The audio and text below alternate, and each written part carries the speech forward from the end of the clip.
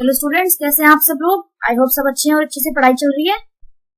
मैं अनुराधा फिर से आपके साथ जुड़ गई हूँ मॉक टेस्ट पेपर नंबर 2 लेके।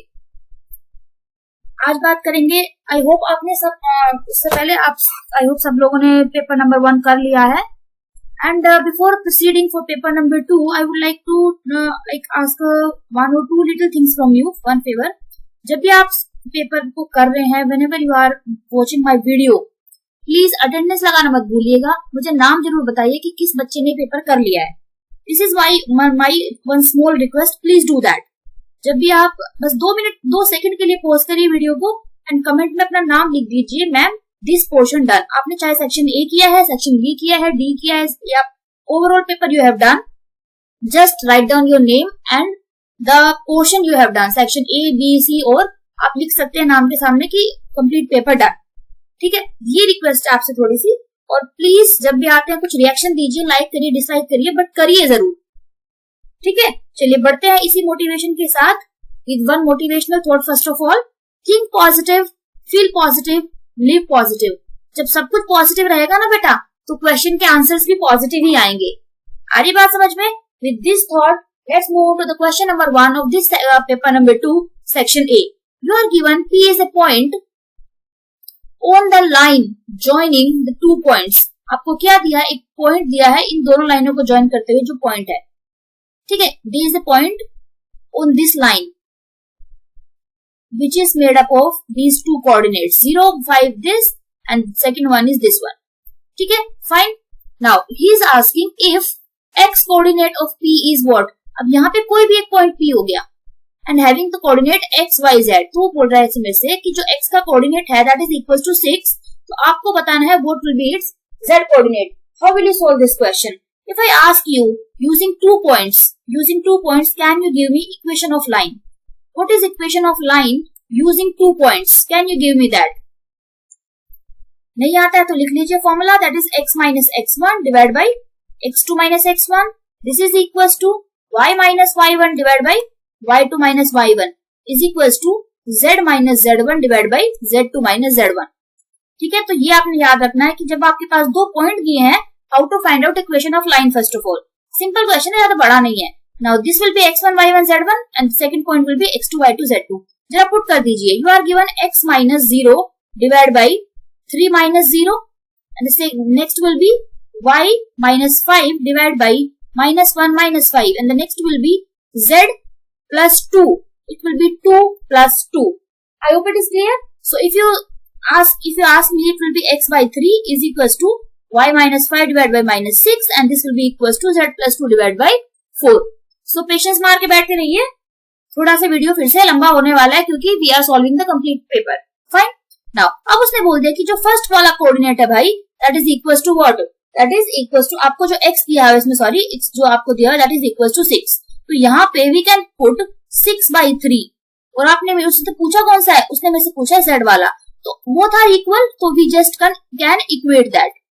तो आप अगर इसको इक्वेट करते हैं तो कितना आएगा आपके पास? This is z plus 2 is equals to 8 and z plus 2 अगर 8 आया तो z का वैल्यू कितना आ गया? z का वैल्यू आ गया हमारे पास 6 एंड देख लीजिए आपके पास कौन सा ऑप्शन करेक्ट है। Option B is the correct answer. Clear? Now move on to the question number 2। I hope it is clear to everyone. बात करते हैं क्वेश्चन नंबर 2 की। This is very simple question. Now integral 0 to a, आपको पास dx दिया हुआ है, how to solve it? Can we do this? या तो आप डायरेक्टली लिख लीजिए, otherwise what is the method? आप पहले क्या लेते हैं, आप 1/4 को कॉमन लेंगे and then you write first of all coefficient of x square should be 1। आपने कोएफिशिएंट ऑफ x स्क्वायर को क्या बनाना है? 1 बनाना है। 1 अगर बना दिया तो it will B 1/4 plus x square dx. So it will give me this is equals to pi by 8 you are given. And this is 1/4, we can write it dx upon this is x square plus 1/4 we can write a1 by a square which is equals to pi by 8. So if you simplify further it will be pi by 1/4 of, क्या formula होता है इसका भाई बताइए? x square plus a square when it is in denominator, I think it is 1/8 tan inverse x by a. Yes, that is the true. So 1 by a will give me what? 1 by a means 1 by of this tan inverse of x means, और 1 by a मतलब फिर से 1/2 and this you are given as what? Pi by 8 with the limit was 0 to a. I hope it is clear to everyone. आप जब इसको लिखेंगे तो it will give me 2/4 tan inverse of 2x 0 to a is equals to pi by 8. देखिए पढ़ाने में समझाने में टाइम जाएगा, बट जब आप करेंगे तो everything will be, it will consume less time. Fine. So it will give me tan inverse of. tan inverse of means 2a, x के प्लेस पे आपने a रख देना है, और माइनस tan इनवर्स 0 का मतलब हो जाएगा 0, और ये आ जाएगा आपका is equals to pi by 8. आपने वैल्यू किसका फाइंड आउट करना है? आपने a का वैल्यू इसमें फाइंड आउट करना है. तो कितना देगा मुझे ये? अगर आप सिंप्लीफाई करते हैं, we can cancel out this also. So you will have tan inverse of 2a is equals to pi by 4. tan equals this, और आप इसको इधर शिफ्ट कर देते हो, it will give me tan of pi by 4. तो 2a का value pi by 4 आएगा, tan of pi by 4. tan pi by 4 का वैल्यू कितना होता है? 1 होता है, और वो a का वैल्यू यहाँ से आपके पास क्या आ जाएगा? that will be a is equals to 1/2, and accordingly option B will be the correct answer. I hope it is clear.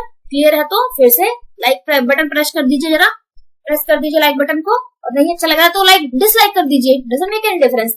Comment में लिख दीजिए कि मैम ये क्वेश्चन समझ में आया नहीं आया, ठीक है. बट फिर से मैं बोलती थी अटेंडेंस लगाना जरा मत भूलिएगा. आप जो भी इस वीडियो को वॉच देख रहा है, पहली बार चैनल पे है तो प्लीज सब्सक्राइब करते हुए चलिएगा. चलिए अब बात करते हैं क्वेश्चन नंबर 3 की. Projection of the two vectors हमने निकाला. Projection of first vector on the second vector. ये बहुत सिंपल क्वेश्चन है और ये बार बार पेपर में आता है. It can come in MCQ also, it can come in 2 marker also. Projection of first vector on second vector. अगर आपको ये पता है तो आप कर सकते हैं. क्या लेते हैं? सबसे पहले we take dot product with two vectors और डिवाइड बाय, जिसके ऊपर निकालना होता है नीचे उसी का मैग्नीट्यूड आ जाता है. आई होप इट इज क्लियर. अब जो भी आपको निकालना है, आपको अकॉर्डिंगली क्या दे रखा है? ए आपके पास ये दे रखा है और बी आपके पास ये दे रखा है. तो आपने क्या करना है? दोनों का डॉट प्रोडक्ट लेना है. i plus 3j plus 7k, and dot product you have to take with the 2i minus 3j plus 6k. I hope it is clear. और नीचे लेना है सेकंड वाले का आपने magnitude. What is the magnitude here? It will be 4 plus 9 plus 16. And if you find out the dot product, it will give me 2 minus of 9 plus 42 divided by how much? It will be root over how much? Sorry, this was 36. This is 40, 49. So it will give me 7. So it will be 35 divided by 7. And the answer will be, you can cancel out, it will be 5. This will be 5. Fine. And accordingly, option B will be the correct option. I hope it is clear. बहुत simple question था. बढ़ते हैं question number 4 की तरफ. We are given this first line and the second line are mutually perpendicular. अब एक बात बताइए, कोई भी लाइन और दो लाइनें परपेंडिकुलर कब होती है? When can you say? You can say if the lines are perpendicular, then you can say their direction ratios. Product of the direction ratios with the sum, and a1 a2 plus b1 b2 plus c1 c2 will be equals to 0. This you can say clearly. Fine. पर अगर आप इसको देखें तो ये question तो बड़ी अच्छी सी लग रही है, ठीक है, but this is not in the standard form. This should be minus of z minus 4. ठीक है, इसको जो स्टैंडर्ड में डाल दिया हमने. अब लिख लेते हैं. तो ये माइनस का साइन को हम जरा नीचे ले आएंगे तो it will give me minus of k. ठीक है, अब यहाँ पे रख देते हैं. a का a1 क्या है? यहाँ पे a1 b1 c1. अगर आप a1 b1 c1 देखें, that is 1 1 and minus k. और a2 b2 c2 अगर आप यहाँ से देखें, so that is your k 2 and minus 2. Please don't forget to write your question in the standard form first of all. ऐसे जो भी आपको दिया है उसी तरीके से आपको बस उठा के एबीसी आपने नहीं रख देना है. जो नीचे आपका डायरेक्शन रेशियोज होते हैं, आपने अपने क्वेश्चन को स्टैंडर्ड फॉर्म में रखना है. अगर नहीं रखा तो आंसर हमेशा गलत आएगा बेटा. ठीक है, आप अभी क्वेश्चन में अपना वैल्यूज पुट कर दीजिए. It will give me what? 1 into k plus 1 into 2 plus minus of k into minus of 2. That will give me equals to 0. So k plus 2 minus 2k will give me equals to 0, or minus k will give me minus 2.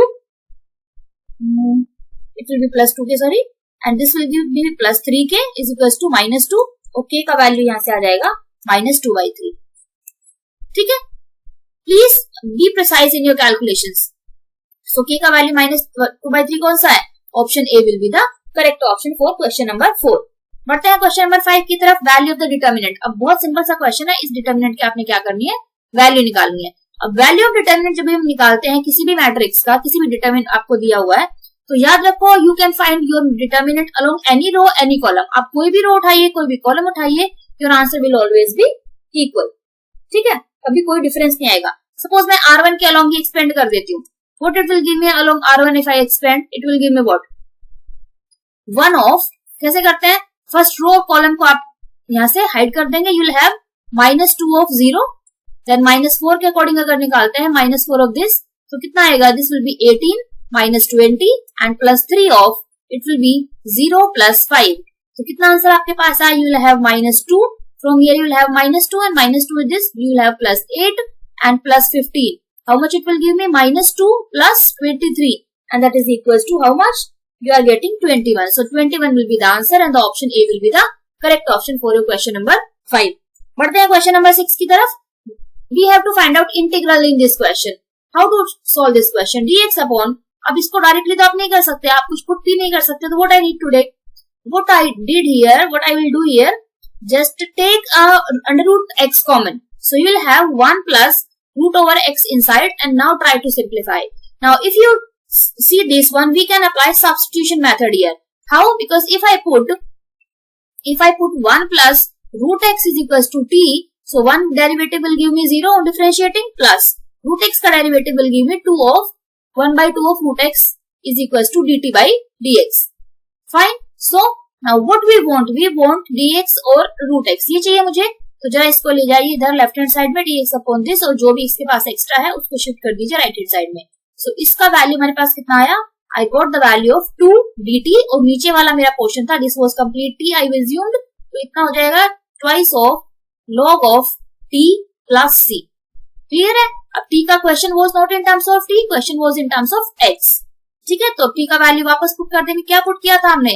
1 plus root x plus c. So this will be our answer. Check कर लीजिए कौन से वाला आ रहा है. देखिए इसमें 2 नहीं है, इसमें रूट नहीं है, इसमें माइनस आ गया, तो option A will be the correct option. बात समझ में आ रही है? चीजें अच्छी समझ में आ रही है? चलिए बात करते हैं क्वेश्चन नंबर 7 की. बेटा पढ़ाई करनी पड़ेगी. अगर आप लोगों को लगता है कि बहुत बोरिंग हो रहा है, प्लीज बोरिंग मत समझिए, बिकॉज अभी आपके पास टाइम नहीं है. बोर है तो है, ठीक है. मैं फिर से बोल रही हूँ, रात को पढ़ रहे हो, दिन को पढ़ रहे हो, थोड़ा खाना पीना साथ में लेके बैठिए, एंजॉय करिए, थोड़ा थोड़ा पॉज लीजिए. कोई जल्दी नहीं है कि आपने बिल्कुल, मैं आपको एक पेपर खत्म करने के लिए 2 दिन दूंगी, बट 2 दिन में आपको खत्म करना है. क्यों? Because for the next 3rd day you will have the next video. क्योंकि अब आपने ना इसको करते रहना, because we don't have so much time कि हम धीरे धीरे हम करेंगे. ठीक है, तो you have to motivation should come from your inside, from your internal जो आपकी फीलिंग होती है ना, वहां से आपको मोटिवेशन आना चाहिए. ऐसे नहीं कि मैं मोटिवेट कर रही हूँ, कोई और कर रहा है, मम्मी पापा फ्रेंड्स. नहीं, जब तक खुद का विल पावर आपका नहीं होगा, you can not study anything. You can not if you don't want to take something inside ना, यू कैन नॉट टेक.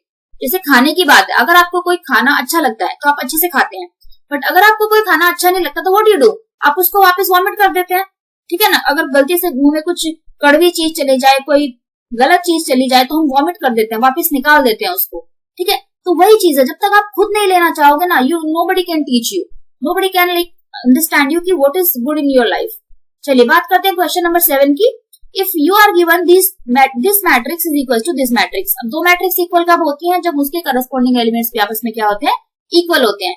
और इसीलिए उसने पूछा है कि इसमें भी एक्स वाई जेड एबीसी जितने भी हैं उन सबके वैल्यू मुझे बता दो.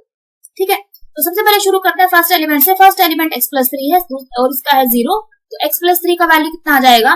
0 आ जाएगा. और x का वैल्यू कितना आ जाएगा? -3. तो इसमें चेक कर लो -3 कहाँ पे है. देखो -3 कहाँ पे है? यहाँ पे है और यहाँ पे है. तो ऑप्शन बी तो बिल्कुल नहीं हो सकता और ऑप्शन डी भी बिल्कुल नहीं हो सकता.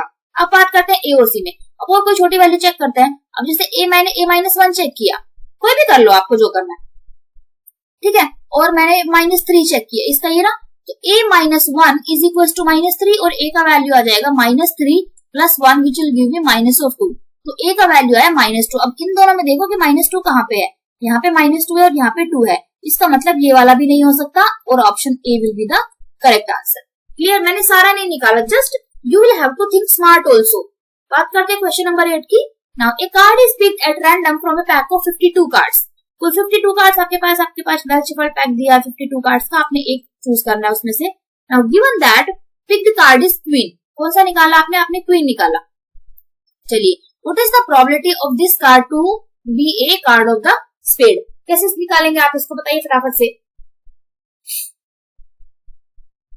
आपको ए दिया है, आपके पास क्या है? A is what? किसकी निकालनी है आपने probability? It should be a spade. और बी क्या है आपने? ये आपकी होगी क्वीन की. कितने स्पेड होते हैं आपके पास? How many spade you have? 13. और 13 अगर स्पेड है तो what is the probability of drawing a spade? That will be 13 divide by 52 which is equals to 1/4. Clear है? लेकिन अगर क्वीन की बात करें, how many queen we have? 4 queens. So what is the probability of this? So you will have 4 by 52 and that is equals to 1 by 13. अब उसने बोला कि आपने जो ड्रॉ किया है कार्ड उसको बताना है कि वो कार्ड क्वीन भी है और क्या है, स्पेड भी है. तो ऐसी कौन सी प्रोबेबिलिटी होगी? तो अगर इंटरसेक्शन की बात करें, मैं इंटरसेक्शन की अगर बात करूं तो ए और इंटरसेक्शन बी का मतलब है कि वो क्वीन भी होने चाहिए, क्वीन भी हो और क्या हो, स्पेड भी हो. तो ऐसे कौन से कार्ड होते हैं? ऐसा बेटा मेरे पास इफ ए की कार्ड होता है जो क्वीन भी होगा स्पेड भी होगा, स्पेड की एक ही क्वीन होती है. So probability of that will be 1 by 52. ठीक है. So what you need to find out probability of A by B. You need to find out आपके पास card to be spade and which is queen also. तो answer कितना हो जाएगा? What is the formula of conditional probability? This divide by this. अब देखो ये question मैंने कैसे पहचाना कि कंडीशनल प्रोबेबिलिटी का क्वेश्चन है. मैंने आप लोगों को जब वीडियो समझाया था प्रोबेबिलिटी वाला, कंडीशनल वाला, आप देख सकते हैं जाके मेरे प्लेलिस्ट में.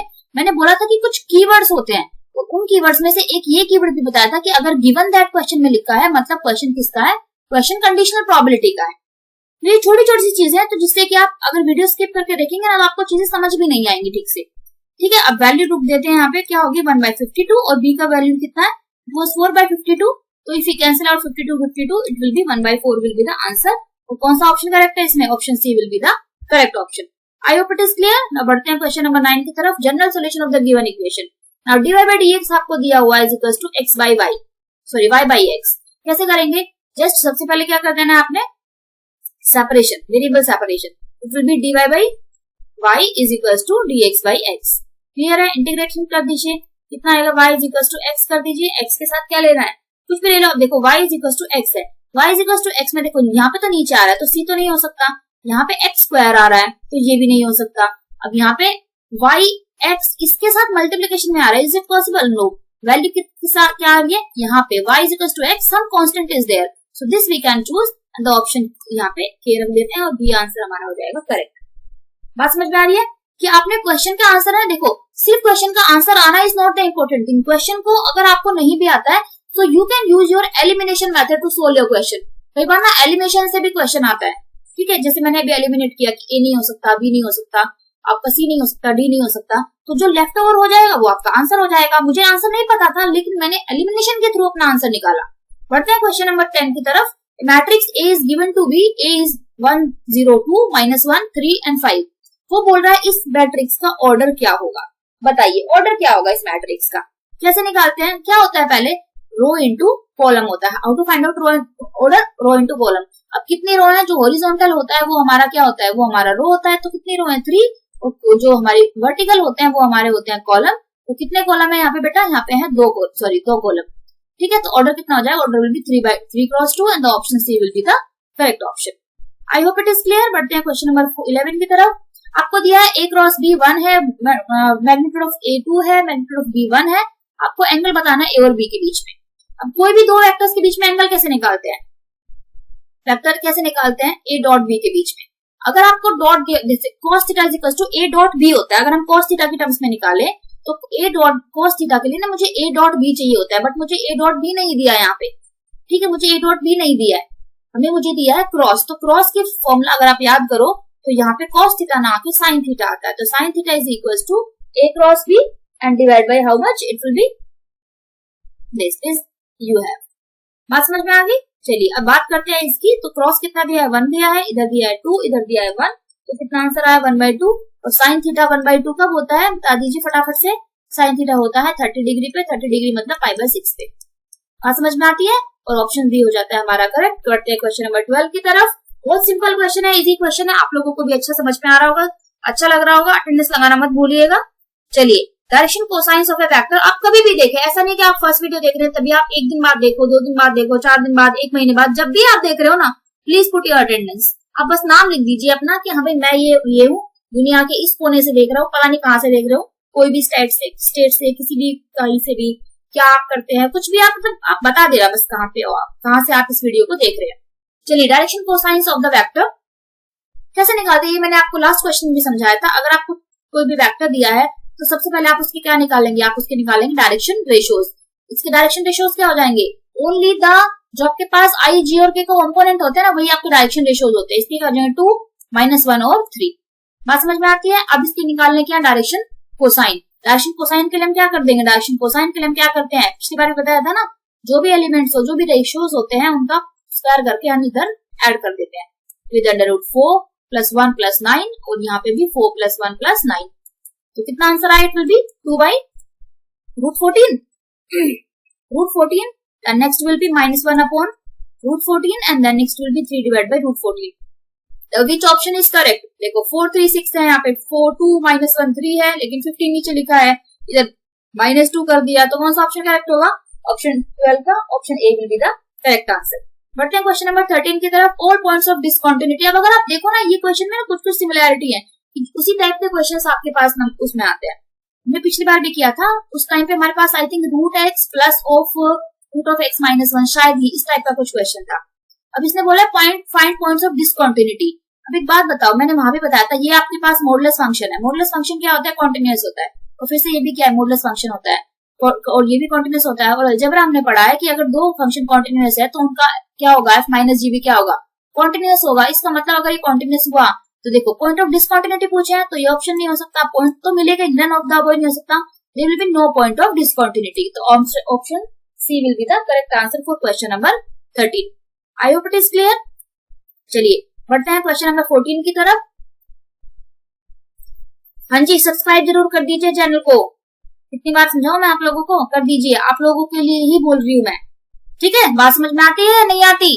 चलिए क्वेश्चन नंबर 14 की तरफ बढ़ते हैं। आई होप, आई विश कि हम लाइव पढ़ पाते, ताकि मुझे भी ज्यादा मजा आता और आप लोगों को भी ज्यादा मजा आता, बट ये आप लोग की वजह से हो सकता है। अगर आप चाहें तो हो सकता है आप वीडियोस को जितना देखेंगे उतना अच्छा आया होगा, उतना यूट्यूब को भी लगेगा कि हाँ भाई मैडम जी ठीक ठाक पढ़ा रही हैं, तो शायद वो मुझे थोड़ा आगे प्रमोट कर दे तो चीजें बेहतर हो जाए और हम लोग, मेरे पास और ज्यादा फीचर्स खुल जाए लाइव पढ़ाने के लिए, ठीक है? चलिए बात करते हैं फंक्शन एफ गिवन बाय, ये आपको फंक्शन दिया हुआ है, वो पूछ रहा है फंक्शन स्ट्रिक्टली इंक्रीजिंग है, डिक्रीजिंग है, या सिर्फ डिक्रीजिंग है, या फिर both A B and C are correct. तो अगर आप इस फंक्शन को देखें एफ एक्स इक्वल्स टू, अब देखो इंक्रीजिंग या डिक्रीजिंग चेक करने के लिए सबसे पहली चीज होती है, मुझे उसका फर्स्ट डेरिवेटिव चाहिए होता है। What is first derivative? 3x plus 17, 3x का हो जाएगा 3 और 17 का हो जाएगा 0। और अगर आप इसको देखें तो ये फंक्शन कैसा है? ये फंक्शन है ग्रेटर देन 0। अब यहाँ पे इक्वालिटी का कोई चांस ही नहीं बनता, 3 कभी 0 के इक्वल हो नहीं सकता। ये फंक्शन क्या है? हमेशा इक्वल ग्रेटर रहेगा। ये इनइक्वालिटी है स्ट्रिक्ट। तो अगर फंक्शन स्ट्रिक्ट है तो ये फंक्शन भी क्या है? इनइक्वालिटी स्ट्रिक्ट है तो फंक्शन हो जाएगा स्ट्रिक्टली इंक्रीजिंग, क्योंकि ग्रेटर देन है। तो ग्रेटर देन का मतलब ये होता है कि फंक्शन को इंक्रीज होना, और इंक्रीज होने का ऑप्शन भी क्या है? एक ही ऑप्शन है, स्ट्रिक्टली इंक्रीजिंग। तो ऑप्शन 14 का A will be the correct answer. I hope it is clear. So बढ़ते हैं क्वेश्चन नंबर 15 की तरफ। Radha has 15 notebooks. एक लड़की है भाई राधा, उसके पास क्या है? मेरा नाम भी अनुराधा है, पर मैं नहीं हूँ, ठीक है? मेरी वाली अनुराधा नहीं, मतलब मैं नहीं हूँ ये वाला, ठीक है?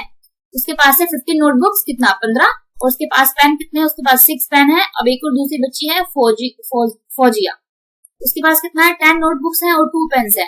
और नेक्स्ट दूसरा बच्चा है, एक और लड़की है सिमरन, उसके पास है 13 और 5 पेन्स उसके पास है। तो उसको बोल रहा है कि आपको अबव इन्फॉर्मेशन को एक्सप्रेस करना है, कैसे? इस तरीके से। तो देखो मैंने एक्सप्रेस तो कर ही दिया, इसको कर दिया ना, तो कौन सा ऑप्शन करेक्ट हो जाएगा इसका? बताइए।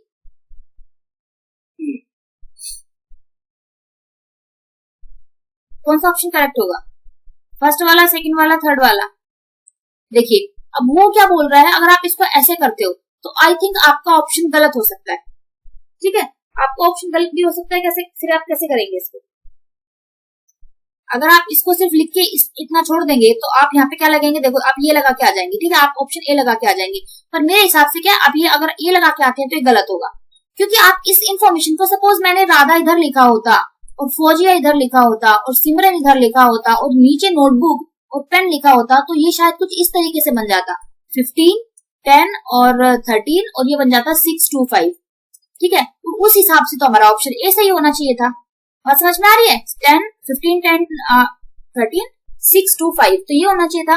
लेकिन इसीलिए आप ए और बी नहीं लगा सकते, आपके दोनों ऑप्शन करेक्ट होंगे। Option C will be the correct answer this time, ठीक है? बात समझ में आ रही है? सिर्फ एक बार देख के ही क्वेश्चन में 1 लगा के मत आ जाना, ओनली 1 या ओनली 2 ये लगा के मत आ जाना, बिकॉज दोनों पॉसिबिलिटीज आर पॉसिबल। तो आपके पास ए भी होगा और आपके पास बी भी होगा। आई होप इट इज क्लियर कि आपके पास कौन सा ऑप्शन करेक्ट होगा। बढ़ते हैं क्वेश्चन नंबर 16 की तरफ।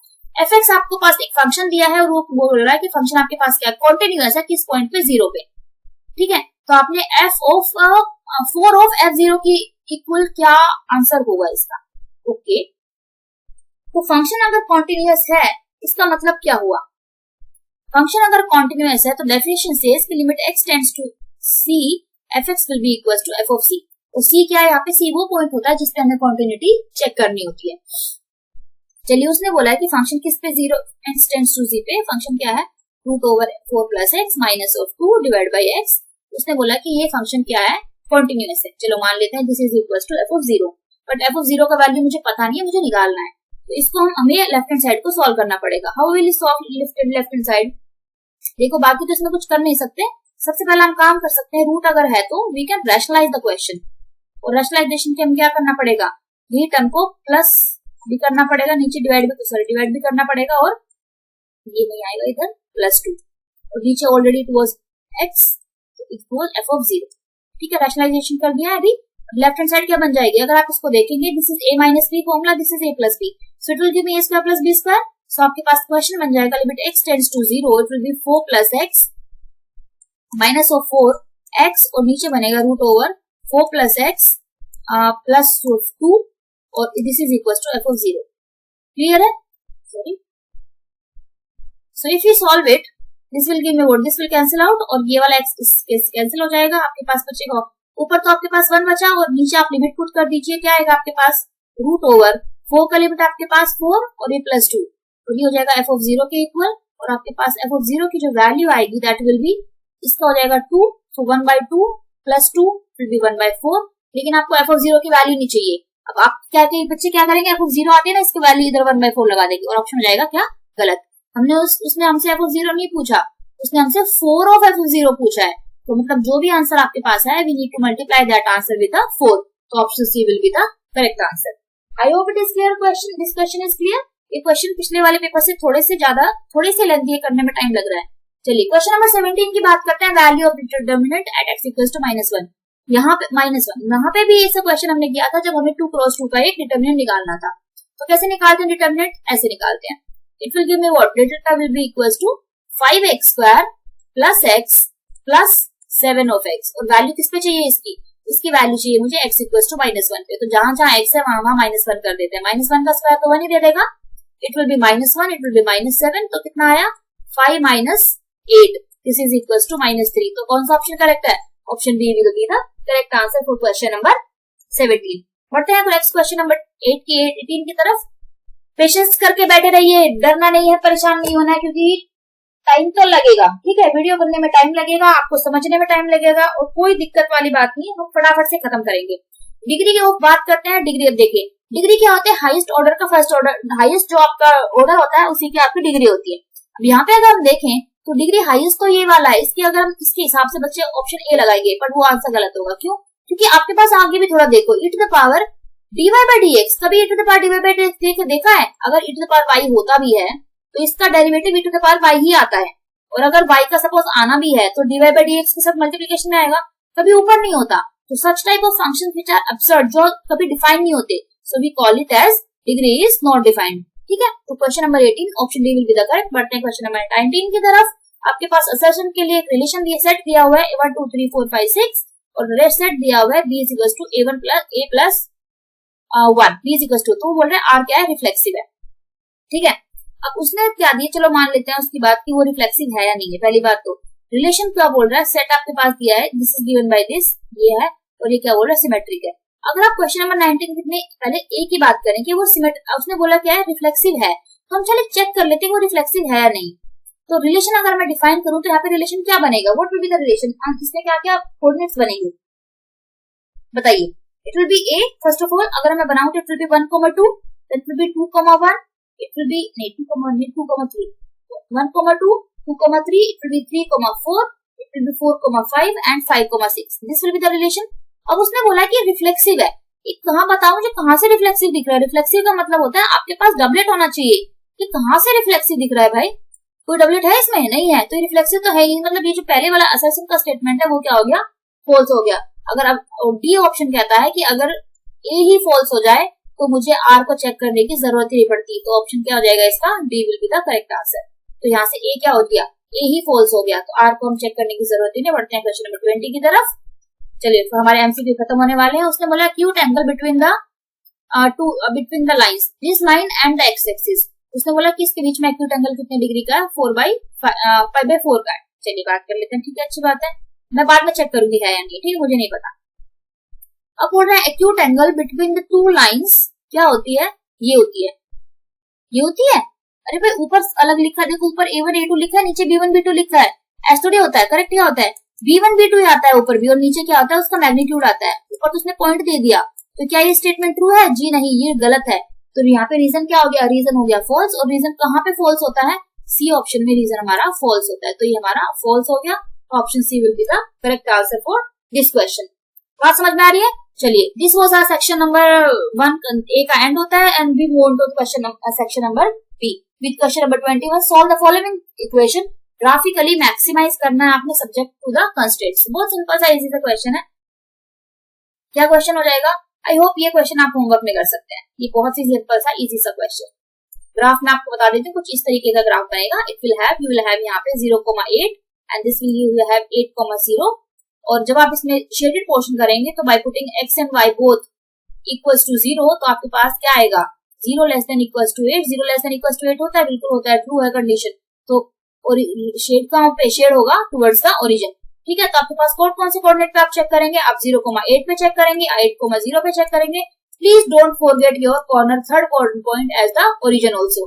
बच्चे कई बार क्या करते हैं, इन दोनों को तो ले लेते हैं पर इसको भूल जाते हैं, उसकी वजह से उनका आंसर क्या हो जाता है, गलत हो जाता है। और इसी के हिसाब से अब आप यहाँ से वैल्यू पुट करके देख लीजिए जेड की कि यहाँ पे आपको मैक्सिमम वैल्यू दे रहा है। जहां पे मैक्सिमम वैल्यू दे रहा है वहां से आपका आंसर करेक्ट हो जाएगा, ठीक है। चलिए बढ़ते हैं क्वेश्चन नंबर 22 की तरफ। Sorry, find derivative of this function with respect to this. अब जब आप देखो, आपने आप नॉर्मल आप तक क्या पढ़ा है कि find derivative of the following function with respect to X और वाई, ठीक है। बट यहाँ पे एक फंक्शन है, ये फंक्शन मैंने सपोज ले लिया log ऑफ 1 + x², और दूसरे फंक्शन को हमने v मान लिया। तो वो मुझे बोल रहा है कि ये वाला फंक्शन, फर्स्ट वाला फंक्शन, इसके रिस्पेक्ट में डेरिवेटिव ले रहा है। इसका मतलब क्या हुआ, इसका मतलब हुआ कि मुझे du/dv निकालना है। अब आप बोलोगे du/dv तो निकाल लूं, पर यहाँ पे तो x है, v तो है ही नहीं, कैसे करेंगे? तो हम यहाँ से निकालेंगे du/dx और हम यहाँ से निकालेंगे dv/dx, और फिर दोनों को कर देंगे आपस में डिवाइड, और हमारे पास उसका आंसर आ जाएगा। बात समझ में आ रही है? जब एक फंक्शन को with respect to second function को निकालना है, तो what we need to do here. तो du/dx मुझे क्या देगा, इट विल बी, अब डेरिवेटिव को आता है 1 + x² हो जाएगा, सेम रहेगा, और 1 + x² का डेरिवेटिव हो जाएगा 2x। ये हमारा फर्स्ट डेरिवेटिव हो गया, this is first one.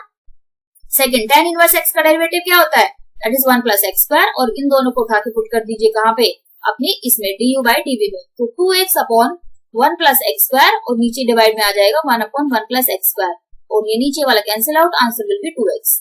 I hope it is clear, very simple and straight forward question. बढ़ते हैं क्वेश्चन नंबर 23 की तरफ। 1 card is drawn at random from the pack of well shuffled deck of cards. अब उसने दिया है कि भाई आपको ई दिया हुआ है, ई स्पेड है।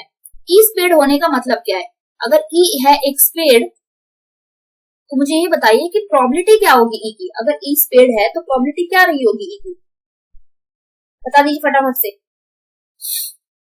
कितने स्पेड होते हैं हमारे पास, आई थिंक मेरे पास 13 स्पेड होते हैं, सो इसकी प्रोबेबिलिटी आ जाएगी 13/52। 13/52 मतलब वही आपके पास 1/4 हो गया। तो एफ की बात करते हैं, उसने बोला कि कार्ड ड्रॉन क्या है, एस है। How many aces we have, 4 aces. तो प्रोबेबिलिटी ऑफ एफ कितनी हो जाती है, that is equals to 4/52 which is equals to 1/13। बात समझ में आती है, बिल्कुल क्लियर क्वेश्चन है। अब इंडिपेंडेंस क्या चेक करना है, इंडिपेंडेंस। इंडिपेंडेंट कब होते हैं event, when you have intersection of two will be equals to product of their probabilities also. ये हमें चेक करना है।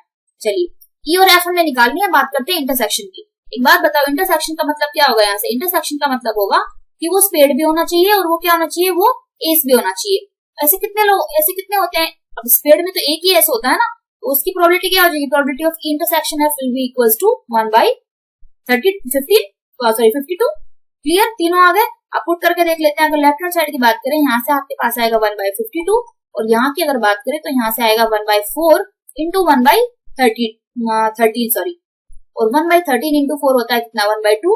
तो क्या ये सेम आ रहे हैं, यस डेफिनेटली, बिल्कुल ये हमारे पास सेम आ रहे हैं। इसका मतलब क्या हुआ कि ये इंडिपेंडेंट इवेंट होंगे, this condition is true, so these two are independent events।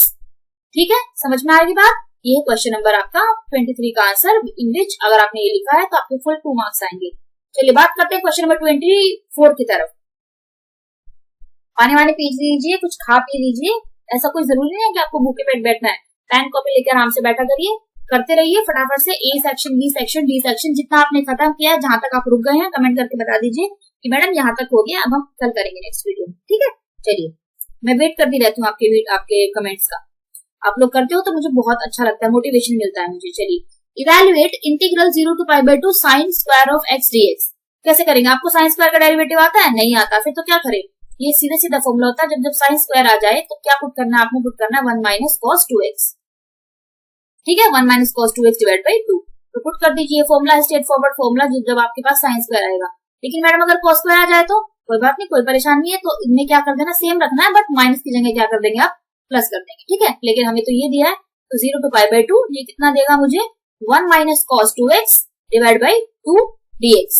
अब ये तो सिंप्लीफाई करना आता है सबको, 1/2 को बाहर ले लेते हैं, और x को अगर करें dx 0 to π/2 आएगा, और सेपरेट करें इसको तो cos 2x 0 to π/2 हमें दे देगा फिर से dx के साथ, ठीक है। बात समझ में आती है? चलिए अब आगे बढ़ते हैं। This is equal to 1/2, x का derivative will give me what? x, और यहाँ पे वैल्यू पुट करेंगे तो आ जाएगा π/2 - 0, ठीक है। और ये वाला कितना देगा? cos 2x का क्या होता है? cos 2x किसका होता है? साइन का होता है, तो it will give me sin 2x, और चेन रूल के हिसाब से नीचे आ जाएगा 2, और this will give me 0 to π/2 limit this, ठीक है। अब लिमिट पुट कर देते हैं। दिस विल गिव मी 1/2, यहाँ से आएगा, आप बाहर ही रख लेते पहले, π/2 माइनस, यहाँ से आएगा 1/2। अगर आपने यहाँ पे पुट किया साइन ऑफ 2 into π/2 देगा, माइनस ये दे देगा, x को बना देगा 0, ठीक है। तो यहाँ से कितना हुआ? 1/2 ऑफ π/2 माइनस 1/2, ये कितना देगा? ये भी 2 कैंसिल आउट, साइन पाई भी क्या दे देगा? 0 दे देगा, और ये पूरा क्या हो जाएगा? 0 हो जाएगा। तो क्या बचेगा आपके पास? 1/2 बचेगा यहाँ से, और यहाँ से बचेगा π/2, and you are left with answer as π/4, ठीक है। सिंपल स्ट्रेट फॉरवर्ड क्वेश्चन, सिर्फ वैल्यू पुट करनी है और इंटीग्रेशन लगा के लिमिट कर देनी है, आंसर आ जाएगा आपका। Question number 25, last question of this video, sorry last question of this section, sorry not video. तो आपके जितने भी हो गए ना क्वेश्चन, तो आप मुझे बताते चलिए कि कितना, कमेंट करके आप मुझे बताते चलिए आपने कितने क्वेश्चन कर लिए। और आप अगर यहाँ पे रुक गए हैं, तो आप यहाँ पे रुकते हैं तो मुझे बता दीजिएगा कि आप अपना नाम लिखिए कि हमने यहाँ तक किया है एंड वी आर डन। तो हम बाद में करेंगे, और उसके बाद उससे क्या है कि आप लोग कमेंट करते हो, I will also wait for your comments, ठीक है। मुझे अच्छा लगता है, मोटिवेशन मिलता है, मजा आता है पढ़ने में, उनके रिप्लाई करने में। चलिए बात करते हैं। x इक्वल्स टू cos, आपको cos t में और sin t में दिया है, y दिया है, आपके पास फर्स्ट डेरिवेटिव निकालना है।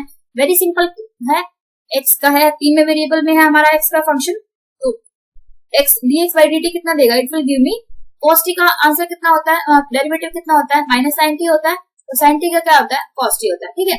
ये आ गया। अगर dy by dt की बात करें तो कितना देगा? sin का हो जाएगा, फिर से मेरे पास क्या? cos t, और ये क्या देगा? माइनस माइनस प्लस दे देगा मुझे sin t। हाँ समझ में आ रही है? But I have to find out dy by dx। तो dy by dx कैसे निकालेंगे? We can write as dy by dt and whole divide by dx by dt। देखो अगर हम कैंसिल आउट करें तो ये आंसर आना है ना, ठीक है। तो हम इसको जरा लिख लेते हैं।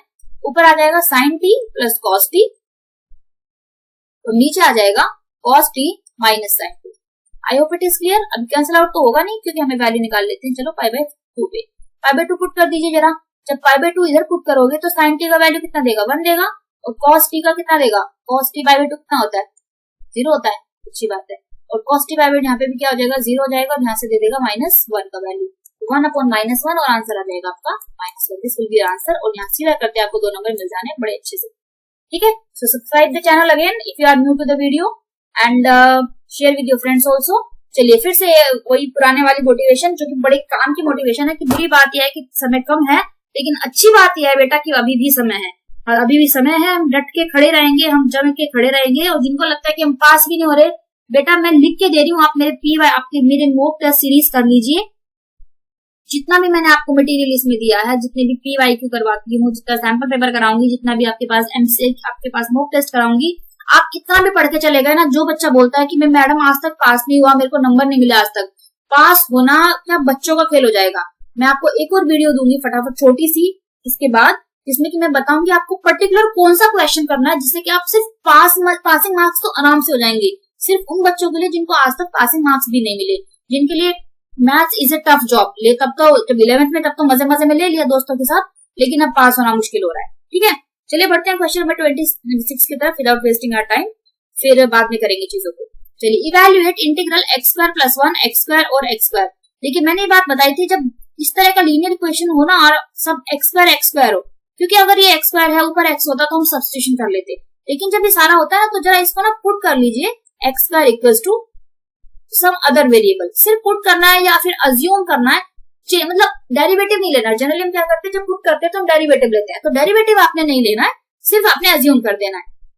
बात समझ में आ रही है? तो क्वेश्चन बन जाएगा मेरे पास integral of y of, question भी नहीं बनाना रादर मुझे, y of y plus two of twice of y plus one. कुछ इस तरह का क्वेश्चन आ जाएगा। और जब इस तरह का क्वेश्चन मेरे पास आ जाता है तो मुझे क्या करना होता है, आपको सबको पता है मैंने क्या लगाना है, partial fraction. y is equals to how much it will be, y upon y plus two and this will give me 2y plus one. कैसे लिखते हैं इसको, फिर लिखते हैं a upon y plus two, जिस दो कॉन्स्टेंट इंट्रोड्यूस करने होते हैं हमको पार्शियल फ्रैक्शन में, 2y प्लस वन। और अगर आप इसको सिंप्लीफाई करेंगे y is equals to a of will give me 2 plus one, 2y plus one और b of y plus two. ठीक है, उसके बाद मैंने आपको सोल्यूशन निकालने a और b निकालने का तरीका बताया, वो कैसे निकालते हैं। आप y को कितना पुट कर लीजिए, एक बार माइनस वन पुट कर लीजिए, माइनस हाफ पुट करिए, क्योंकि इसको आप जीरो जब पुट करेंगे तो यहाँ से वैल्यू आने वाली है माइनस हाफ। तो जरा पुट करके देखिए तो कितना आंसर आएगा, माइनस वन बाई टू, और ये पहले वाला तो जीरो और b का वैल्यू हो जाएगा यहाँ से कितना, minus one by two plus two, और यहाँ से आपके पास वैल्यू आएगा कितना, minus half. This is equals to b of कितना आएगा, minus three by two. Minus three by two अगर आपने किया तो दिस विल कैंसिल आउट, और b का वैल्यू कितना आ गया, b का वैल्यू आपके पास आ गया कितना, 3b, दिस इज 1, तो b का वैल्यू आ जाएगा 1 by three. I hope it is clear. अब बात करते हैं a के लिए क्या पुट करेंगे, आप पुट कर दीजिए। अब इस वाले को रख दीजिए जीरो, तो इसको अगर जीरो रखा तो b का वैल्यू कितना आएगा, ये y का वैल्यू माइनस टू आएगा। माइनस टू रख दीजिए अपनी इक्वेशन में, तो यहाँ पे कितना आएगा, minus two equals to a of minus four plus one, और b वाला को पूरा जीरो हो जाना है, तो minus two of a of minus three. ये आ रहा है, yes.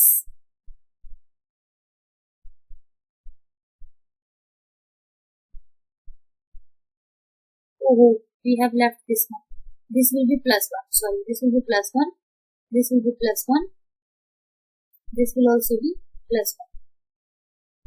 ठीक है, this will also be plus one. I'm sorry for that. This will be plus one.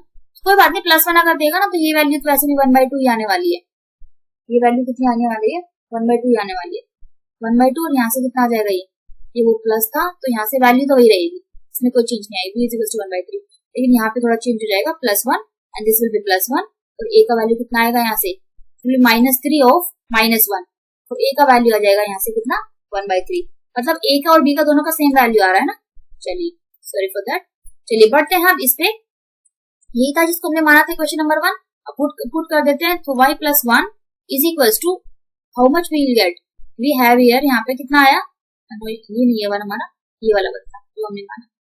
ठीक है, तो a का वैल्यू कितना आ रहा है, वन बाई थ्री, और नीचे क्या है, अब नीचे था y प्लस टू। अब जैसे आपने a और b का निकाला ना, तो अब y प्लस टू मत रखिए, चलिए यहाँ पे रख लेते हैं, फिर आगे चेंज करेंगे, प्लस, और b भी कितना था, वन बाई थ्री था, सो it will be one upon two y plus one. जैसे ना आपका a और b निकल जाता है, and whenever you have assumed only, आपने पुट नहीं करके डेरिवेटिव नहीं निकाला, तो आपने क्या करना है, as soon as you got get the value of this a and b, तो आपने क्या कर देना है, आपने अपने क्वेश्चन को वापस चेंज कर देना गिवन वेरिएबल में। और गिवन वेरिएबल क्या था, y की वैल्यू पे क्या था, एक्स स्क्वायर था। बात समझ में आ रही है। अगर आप नहीं करेंगे और आप यहाँ से ही क्वेश्चन का आंसर निकालना चालू कर देंगे तो आपका आंसर हमेशा गलत आएगा बेटा, याद रखना। It will B dx upon x square plus two and plus one by three of integral of dx upon two y plus one. ठीक है, अब ये क्या है आपके पास, ये है आपके पास स्पेशल इंटीग्रेशन का फॉर्मूला। तो स्पेशल इंटीग्रेशन में एक्स स्क्वायर प्लस ए स्क्वायर का आंसर क्या होता है, वन बाई ए होता है, tan इनवर्स एक्स बाई ए होता है। तो वन बाई ए यहाँ पे कितना हो जाएगा, that will be one by root two, क्योंकि टू है, इसको हम लिख सकते हैं रूट टू का स्क्वायर। ठीक है, so one by root two, one by three बाहर लिख लेते हैं, इशू नहीं है, और tan inverse of x divide by a. ठीक है, and plus one by three of one by three of ये कितना हो जाएगा, दिस इज व्हाट, यहाँ पे क्या लगेगा, यहाँ पे लॉग लगेगा। ठीक है, तो यहाँ पे कितना आ जाएगा आपके पास ये, सॉरी मैंने चेंज नहीं किया, दिस इज एक्स स्क्वायर, नहीं फिर नहीं लगेगा, दिस इज एक्स स्क्वायर, तो ये भी कितना देगा आपके पास, ये भी आपके पास देगा कितना, इसको हम क्या लिख सकते हैं, इसको हम लिख सकते हैं √2x whole square plus 1 square, तो यहाँ पे भी वही लगेगा 1/a मतलब 1 कितना आ जाएगा, a तो क्या है यहाँ पे 1 है, तो 1/1 ये रहेगा, tan इनवर्स x मतलब tan इनवर्स x का मतलब कितना है √x, 2√x divide by a का मतलब 1 और प्लस साथ में आ जाएगा c, ठीक है। इसमें एक चीज है पर यहाँ पे जो √2 है ना, ये इसका आंसर यहाँ पे मल्टीप्लाई होगा √2, क्योंकि मैंने क्या नहीं लिया है, मैंने कॉमन नहीं लिया, अगर आप ध्यान से देखो तो यहाँ पे 1/√2 के साथ 1/3 के साथ ये भी मल्टीप्लाई होगा, तभी आपके पास इसका आंसर आएगा, ठीक है। तो this was your question number 26। बढ़ते हैं क्वेश्चन नंबर 27 की तरफ। हमारे पास है फाइंड द पर्टिकुलर सॉल्यूशन। अभी क्योंकि क्वेश्चन जैसे जैसे बढ़ेंगे ना 3 मार्कर 5 मार्कर, तो आपको थोड़ा टाइम तो लगने वाला है बेटा, ठीक है। So don't worry about that. Find the particular solution of the differential equation आपके पास दिया हुआ है, और ये आपके पास इक्वेशन है, कैसे लिखेंगे। नाउ वी हैव 1 प्लस e to the power 2x of dy.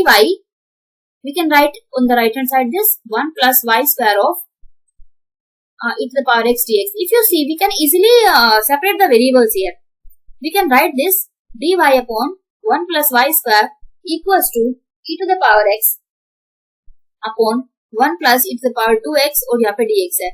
Easily we can separate. चलिए माइनस साइन भी आएगा साथ में। अब this one we have got, इसकी अगर वैल्यू आप सॉल्व करेंगे तो इसका आंसर कितना आएगा। This is again special integration, so 1/a कितना होता है 1/a tan inverse x by a, यहाँ पे 1 है तो it will give me tan inverse of y। tan inverse of y is equal to, इधर की बात करते हैं। अब यहाँ पे how will we solve it, e to the power x upon 1 plus e to the power 2x। क्या करेंगे, e to the power 2x को आप क्या कर दीजिए, पुट कर लीजिए t, उससे क्या हो जाएगा आपके पास e to the power x dx की वैल्यू आ जाएगी dt, and you are left with here with negative sign, ये वाला कंबाइन करके आपको क्या दे देगा, ये आपको पूरा दे देगा dt। बात समझ में आ रही है, सो जाइए, नींद आ रही है ना आप लोगों को, चलिए नहीं सोना। 1 plus t स्क्वायर, और 1 plus t स्क्वायर का मतलब tan इनवर्स ऑफ y, और ये फिर से क्या दे देगा, ये आपको दे देगा tan inverse of t, tan inverse of t, और यहाँ पे आप ले लेंगे प्लस c, ठीक है। ये आपके पास आ जाएगा आंसर। लेकिन question was not in, again मैं बोल देती हूँ, t में नहीं था, तो आप क्या करेंगे, tan इनवर्स ऑफ, यहाँ पे t का वैल्यू क्या पुट किया था, e to the power x put किया था, तो ये आपके पास आंसर आ गया, ठीक है। बट अगर आप देखो ये जनरल सॉल्यूशन है बेटा जी। चलिए तो आगे दिस वाज जनरल सॉल्यूशन। अच्छा ये फॉरवर्ड माइनस साइन जाएगा, ठीक है। सो अब उसने क्या दिया, इतनी सी जनरल सॉल्यूशन में हमें एक कंडीशन दी है y equals to 1 when x equals to 0। इसको पुट कर लेते हैं कहाँ पे, अपने जनरल सॉल्यूशन जो हमने अभी निकाला है। So this will give me tan inverse of 1 is equals to minus of tan inverse of, again e to the power 0 will be 1 plus c, तो कितना देगा tan इनवर्स 1 का वैल्यू, tan इनवर्स का वैल्यू हो जाएगा 1/4, और यहाँ से भी कितना देगा -π/4 और प्लस c। सो माइनस इधर लेके जाओगे तो c का वैल्यू कितना आया, मेरा वैल्यू आया कितना आया 2π/4, and which will be equals to π/2, ठीक है। तो बस यहाँ पे पुट कर दीजिए। जनरल सॉल्यूशन निकालना और पर्टिकुलर में ज्यादा फर्क नहीं होता, सिर्फ आपने वैल्यूज पुट करनी होती है। तो answer will be tan inverse y plus we can say tan inverse e to the power x, which is equals to π/2. This will be your answer for question number 27. ठीक है। So बढ़ते हैं question number 8 की तरफ, 28 की तरफ। R is the relation in the set of all books in a library of a college given by x and y have same number of pages. आपको equivalence relation prove करना है। बहुत simple सा question है। Equivalence relation सबसे पहले बात किससे करते हैं, रिफ्लेक्सिविटी की बात करते हैं। रिफ्लेक्सिविटी क्या कहती है कि अगर आपने एक बुक ले ली, चलो अपने कॉलेज में ले ली, ठीक है, तो कहता है कि जो उसका डबलेट होगा उसमें क्या होगा, वो रिलेशन में लाई करेगा, वो रिलेशन हमें डिफाइन करेगा। अब इसकी बात क्या है, देखो x का क्या था कि x में हमारा x का मतलब क्या है, x and y have same number of pages. एक बात बताओ, एक बुक x है और दूसरी बुक्स भी x है, दोनों सेम है, दोनों एनसीईआरटी है क्लास 11 की मैथ्स की, तो दोनों में पेजेस नंबर ऑफ क्या होंगे, सेम होंगे, तो ये क्या हुआ, रिफ्लेक्सिव हुआ, ठीक है। अब आती है सिमेट्रिक की बात। सिमेट्रिक का मतलब कहता है x, y, x, y का मतलब वो बोल रहा है कि x, y में क्या है, सेम नंबर ऑफ पेजेस है। बात बताओ, जब एक्स वाई में सेम नंबर ऑफ पेजेस हैं, तो जो y, x लेंगे उसमें भी तो सेम नंबर ऑफ पेजेस लेंगे, आगे पीछे करने से क्या फर्क पड़ता है, उसमें तो सेम पेजेस रहेंगे ना, तो उसके हिसाब से क्या हो गया, सिमेट्रिक भी हो गया, ठीक है, क्योंकि हमें इक्विवेलेंस प्रूफ करना था। बात करते हैं ट्रांजिटिव की। ट्रांजिटिव में क्या होगा, अब फिर से हम क्या कर लेते हैं, x, y ले लेते हैं, y, z ले लेते हैं, तो हमें क्या प्रूफ करना है कि x, z भी क्या करेगा, बिलोंग करेगा हमारे रिलेशन में। ठीक है, चलिए x, y का मतलब क्या है, x, y का मतलब है कि x एंड y में क्या पेजेस हैं, सेम पेजेस हैं, और y, z का मतलब है y और z में सेम पेजेस हैं। ठीक है, तो x, y में सेम है, y, z में सेम है, इसका मतलब यह हुआ कि x इक्वल टू y है और y किसके इक्वल है, तो z के है। तो एक बात बताओ, क्या x इक्वल टू z नहीं होगा, क्या x और z में सेम पेजेस नहीं होंगे, बिल्कुल होंगे। और अगर ये बिल्कुल हो गए हैं तो आंसर क्वेश्चन क्या इधर क्या हो जाएगा, ये हो जाएगा ट्रांजिटिव प्रूफ, और तीनों कंडीशन हमने प्रूफ कर दी है, इसका मतलब ये क्या हो जाएगा, equivalence relation we can say. और ये करते ही आपके पास क्वेश्चन नंबर में आपके पास टोटल आपके पास कितने नंबर मिल जाएंगे, आपको मिल जाएगा 3 नंबर, और आप खुश हो जाना। ठीक है, आपको 3 नंबर मिल गए इस क्वेश्चन। चलिए बात करते हैं क्वेश्चन नंबर 29 की तरफ बढ़ते हैं। दिस इज अगेन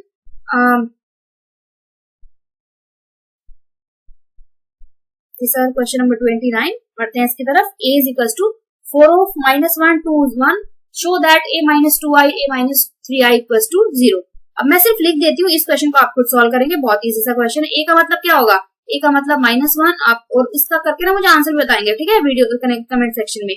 2i का मतलब, अब i जिस भी ऑर्डर का मैट्रिक्स दिया ना, उसी ऑर्डर का हमने i लेना होता है, और it will be like this, bracket को क्लोज करिए, a of 4 of -1 2 1, और इसके साथ क्या लेना है, -3i लेना है इस बार, 1 0 0 1। और मुझे जरा प्रूफ करके बताइए, are you getting the zero और नॉट, शो लिखा है, तो ये जरा कमेंट सेक्शन में मुझे बता दीजिएगा कि आपके पास आंसर आ रहा है या नहीं आ रहा है।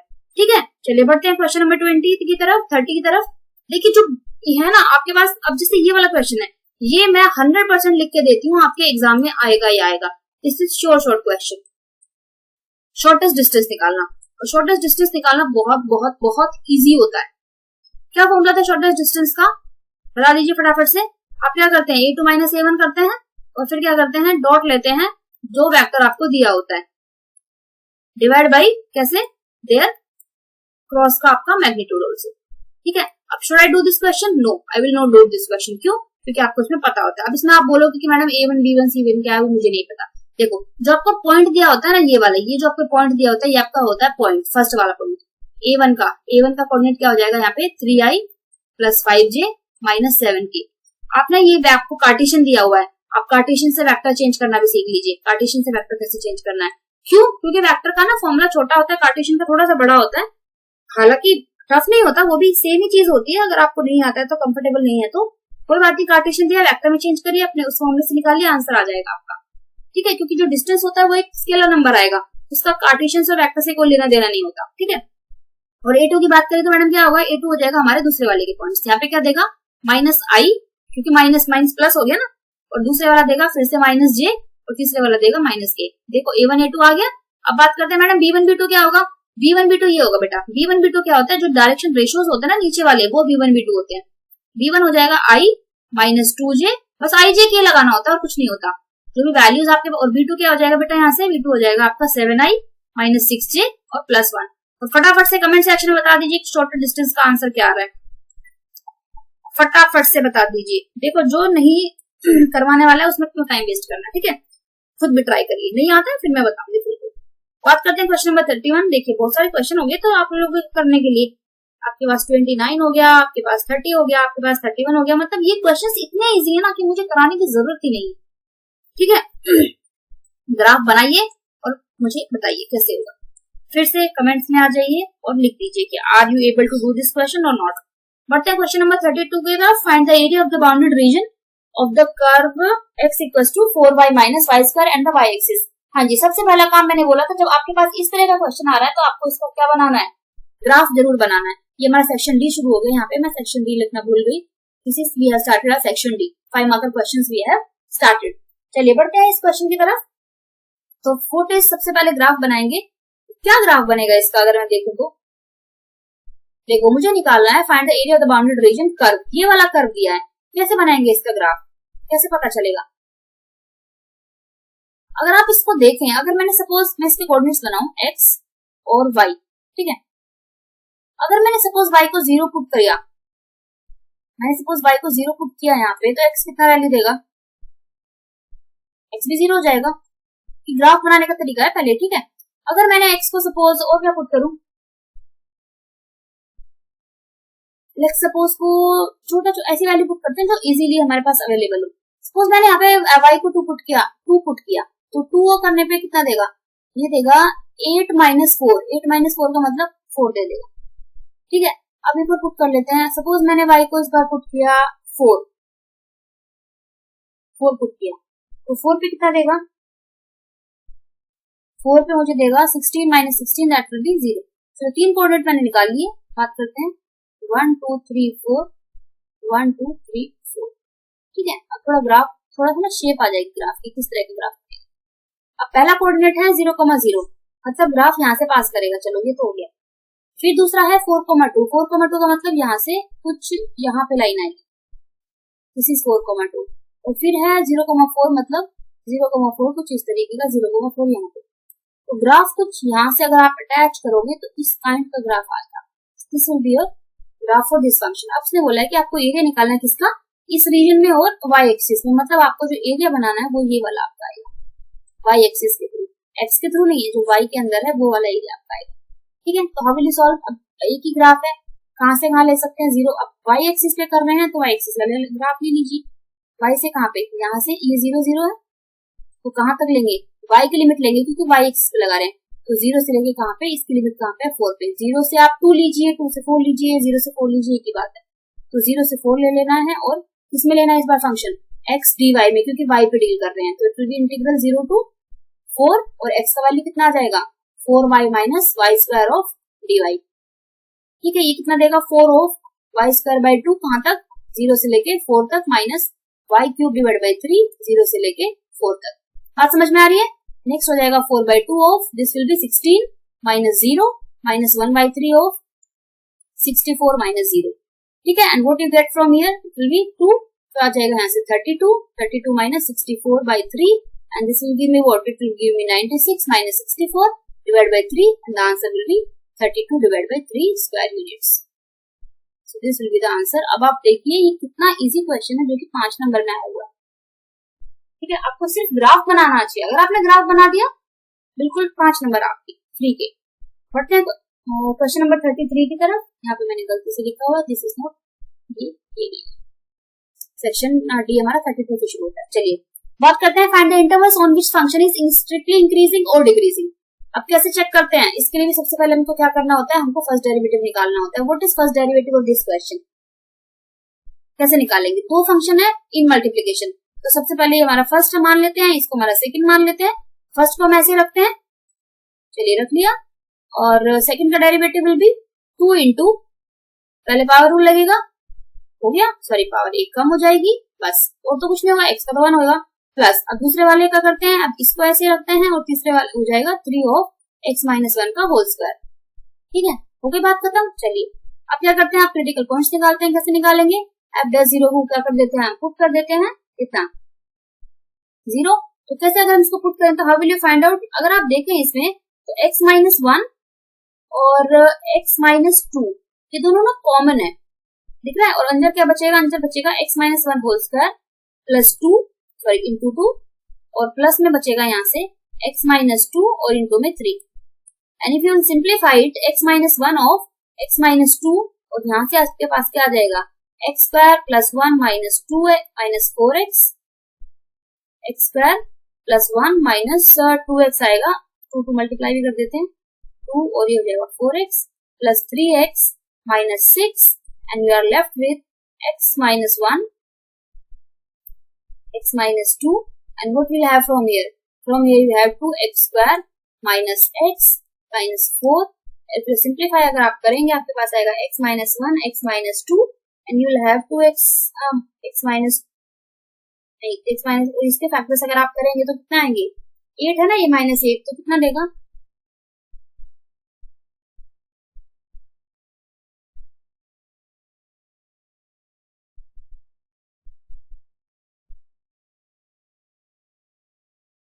क्या फैक्टर्स बनने वाले हैं, इसको बता दीजिए फटाफट से। आप इसको सिंप्लीफाई करेंगे तो इसके फैक्टर्स आएंगे x minus 1 of 8 minus 5x। तो चेक करिएगा कुछ इस तरीके के फैक्टर्स आपके पास आएंगे। ठीक है, चलिए ये करने के बाद अब हमारे पास क्या क्या वैल्यूज आ सकती हैं, put this was equal to 0, equal to 0, तो कितना आंसर आएगा आपके पास, x equal to 1, x equal to 2 आएगा, और रिपीटेशन को लिखने की जरूरत नहीं है, तो x इक्वल टू आ जाएगा 8/5। ठीक है, तो now we have to divide our number line into 3 parts. It will be how much, 8/5 is what greater than 1, तो यहाँ पे 1 आ जाएगा, 8/5 आ जाएगा, और ये आ जाएगा 2।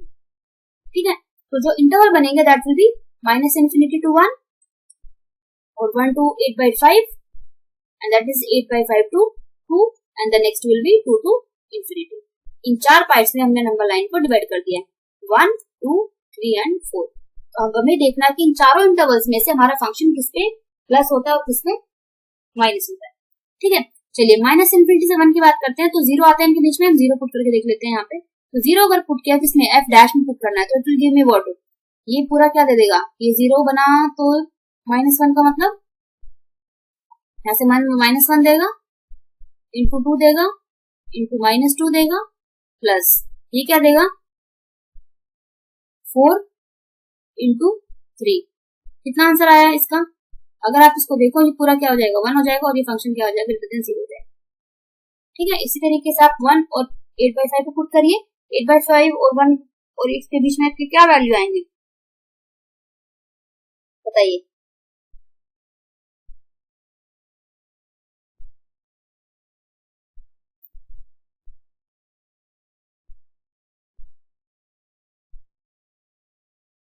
या फिर आपका फंक्शन क्या देगा, वैल्यू ग्रेटर देन 0।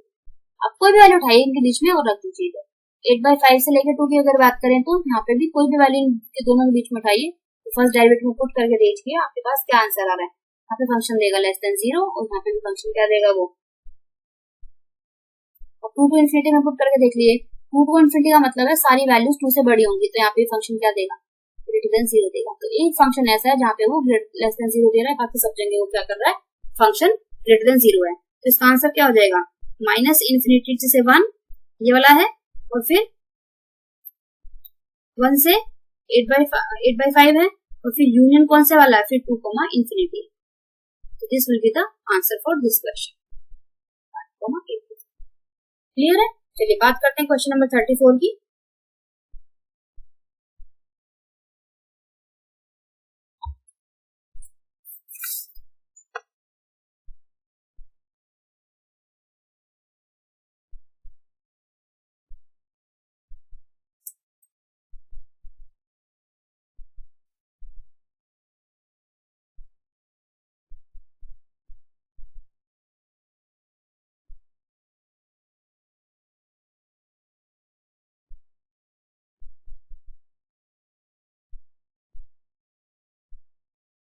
चलिए 34 की बात करते हैं। 34 में क्या दिया है, आपके पास दिया वेक्टर a दिया हुआ है और वेक्टर b दिया है, they represent two adjacent sides of a parallelogram. आपको यूनिट वेक्टर निकालना है parallel to the diagonals of the parallelogram. क्या क्वेश्चन है ये, क्वेश्चन ये है कुछ इस तरीके का, आपको एक पैरेललोग्राम दिया हुआ है, इसकी एडजेसेंट साइड दी है, एक a दी हुई है और एक b दी हुई है। आपने क्या निकालना, these are the two adjacent sides of parallelogram. आपको यूनिट वेक्टर निकालना है इनके डायगोनल्स के पैरेलल। डायगोनल क्या होगा इनका, ये एक तो ये होगा, इसका मतलब सपोज मैं डायगोनल्स को p से और q से डिनोट कर दूं, तो वेक्टर p हमारा एक हो जाएगा a प्लस b, और दूसरा q हमारा हो जाएगा a माइनस b। ठीक है, और अगर आप p निकालते हो दोनों को प्लस करके, तो p कितना आएगा आपके पास, p आएगा 3i plus 6j minus 2k, और जब माइनस करके निकालोगे तो कितना आएगा, minus 2j plus 8k। This will be the answer for first of all p and q, diagonals की आ जाएंगे। लेकिन हमको क्या निकालना है, हमको इनके निकालना है यूनिट वेक्टर। तो यूनिट वेक्टर कैसे निकलेंगे, इजी होता है यूनिट वेक्टर तो निकालना। क्या होता है, vector itself divide by its magnitude. ठीक है, कीमत थोड़ी देर और 34 हो चुके हैं, 38 क्वेश्चंस होते हैं, 4 क्वेश्चन बाकी। ठीक है, चलिए this will give you what, 3i plus 6j minus 2k, और नीचे आ जाते हैं कितना, अंडर रूट में कितना आ जाएगा, it will B 9 plus 36 plus 4। This will be the unit vector. Clear, चलिए नेक्स्ट वाला, और q का क्या हो जाएगा, q will be vector divide by it's this will give me -i minus 2j plus 8k, और नीचे आ जाएगा कितना, how much it will be, 1 plus 4 plus 64। So this will be the answer for question number 34। पढ़ते हैं question number 34 का ए। ये वाला question ना आप मुझे करके दिखाइए, क्यों? क्योंकि मैंने ये क्लास में समझाया था आप लोगों को कैसे निकालना है, ठीक है? ये मुझे जरा बताना इसका कमेंट्स में आंसर कितना आ रहा है। Try this question. पढ़ते हैं क्वेश्चन नंबर 35 की तरफ। सॉरी, जिन लोगों को नहीं पता है कि क्वेश्चन का आंसर कैसे होगा, मुझे जरा कमेंट सेक्शन में बता दीजिएगा क्वेश्चन कैसे होगा, क्योंकि ये क्वेश्चन ना अगर आप देखा जाए तो सीबीएसई के हिसाब से उन्होंने ये सिलेबस इस क्वेश्चन को हटाया हुआ है बुक में से, लेकिन पता नहीं वो पेपर में क्यों देते हैं बार बार, सैंपल पेपर वगैरह में भी लोगों ने दिया हुआ है, ठीक है? तो प्लीज अगर मुझे किसी को इसका आंसर का क्वेश्चन का सोल्यूशन चाहिए तो मुझे कमेंट सेक्शन में बता दीजिए, और जिनको आता है they will tell me the answer. पढ़ते हैं क्वेश्चन नंबर 35 की तरफ। ये बहुत ही इजी सिंपल क्वेश्चन है। कैसे होता है? सिर्फ अपनी लिमिट को ब्रेक करना होता है। कहाँ पे? देख लीजिए कहां से कहां ब्रेक होगी। कैसे ब्रेक करते हैं? इसके अकॉर्डिंग ब्रेक करते हैं। इसको हम लिख सकते हैं x of x square minus 1, ठीक है? तो x का क्या वैल्यू आया, या तो अगर हम इसकी क्या जीरोस निकलेंगे, एक तो जीरो आएगी और एक आएगा प्लस माइनस 1, ठीक है? इसका मतलब हुआ कि आप ब्रेक कर सकते हो लिमिट को। अब लिमिट था कहां से कहां थी, -1 से लेकर 2 आपके पास है ना, तो कहां ब्रेक कर सकते हो आप इसको आप कर सकते हो 0 पे, और आप इसको कर सकते हो 1, क्योंकि -1 तो ऑलरेडी है। तो आप लिख सकते हो -1 से 0 प्लस 0 से 1 एंड प्लस 1 to 2, क्योंकि हमें मॉडुलस हटाना है। मॉडुलस कैसे हटाएंगे? अब -1 से 0 के बीच में आप कोई भी वैल्यू उठा के देख लीजिए। सपोज -1 से 0 के बीच में मैंने क्या डाला, क्या हो सकता है? -1 और 0 के बीच -0.5 हो सकता है। तो -0.5 अगर आप यहाँ पे रखोगे तो -0.5 का होल क्यूब और -0.5 कितना वैल्यू देगा आपको? नेगेटिव देगा कि पॉजिटिव देगा? This will give me what? This will give me value what? Positive value. Minus minus तो ये प्लस बनाएगा 2 वाला, this one will be plus. तो ये पॉजिटिव वैल्यू देगा, तो यहाँ पे आएगा x³ माइनस x। अपने फंक्शन को रिडिफाइन करना है। नेक्स्ट वाले की बात करते हैं, तो इसके बीच में वैल्यू क्या देगा? इसके बीच में देगा value negative x³ minus x। और यहाँ की बात कर लीजिए, यहाँ पे वैल्यू क्या देगा? यहाँ पे वैल्यू आपको प्लस की देगा x³ माइनस x। और आई थिंक इसके बाद सॉल्व करना तो सबको आता है। फिर से मुझे इसका आंसर बताइए कमेंट सेक्शन में। मैं वही समझाऊंगी जो आप लोगों को करना आना चाहिए। देखो इतना तो आपको आना चाहिए, उससे क्या होगा? आपकी प्रैक्टिस भी तो जरूरी है ना बेटा। एक एक चीज अगर 1+2 में मैं बोलूंगी 1+2 में वो मॉक टेस्ट में कराऊंगी, तो 1+2 कराने का कोई फायदा नहीं है। जो आपको आता है लेट्स डू दैट, ठीक है? जस्ट जो नहीं आ रहा उसको आप let's practice that first of all. जो आपको आता है उसको आप प्रैक्टिस करिए, मेरे सोल्यूशन बाद में देखिए, ठीक है? जो नहीं आता है उसको मैं समझाऊंगी आप लोगों को। क्वेश्चन नंबर 36 की बात करते हैं फटाफट से, सेक्शन सी की। उसने आपसे बोला कि आपको एरिया ऑफ ट्राइंगल दिया हुआ है। एक एरिया की कुछ एरिया ऑफ ट्राइंगल आपको वर्टिसेस के हिसाब से दिए हैं। ये वर्टिस है x1 y1 x2 y2 x3 y3, और ये आपके पास दिस, ठीक है? सिंस एरिया इज पॉजिटिव आएगी, it's a positive quantity, so always take the absolute value, ठीक है? बेस्ड ऑन दिस इंफॉर्मेशन आपको क्या निकालना है? Area of the triangle. Area of the triangle कैसे निकलता है? फर्स्ट पार्ट की अगर मैं बात करूं, कैसे निकलता है area of the triangle? 1/2 values put कर दीजिए, -2 6 3 -6 1 5 1 1 1 कर दिया। डिटरमिनेंट निकालना आता है सबको? निकालिए डिटरमिनेंट। 1/2 ऑफ कितना आ जाएगा यहाँ से? You will have of -2 of -11 में सीधा लिख दे रही हूँ, -6 ऑफ -4 एंड +1 ऑफ 21। तो जब आप इसको सिंप्लीफाई करेंगे आपके पास आएगा 1/2 ऑफ 22 -12 + 21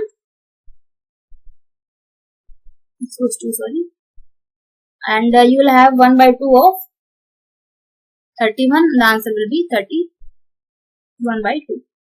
क्लियर है? सीधी सीधी सी बात है। अब बात करते हैं सेकंड वाला, equation of line. Equation of line joining में क्या होता है? 1/2 आएगा साथ में, सॉरी 1/2 नहीं आएगा, सिर्फ हम बोलेंगे एक कोऑर्डिनेट किसके अकॉर्डिंग लेना है हमको?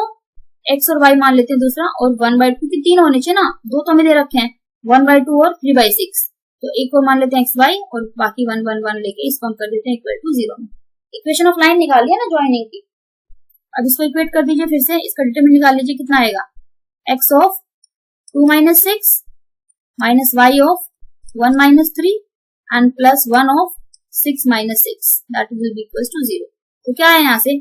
-4x और minus minus +2x equal to 2y equal to 0। तो कितना आएगा?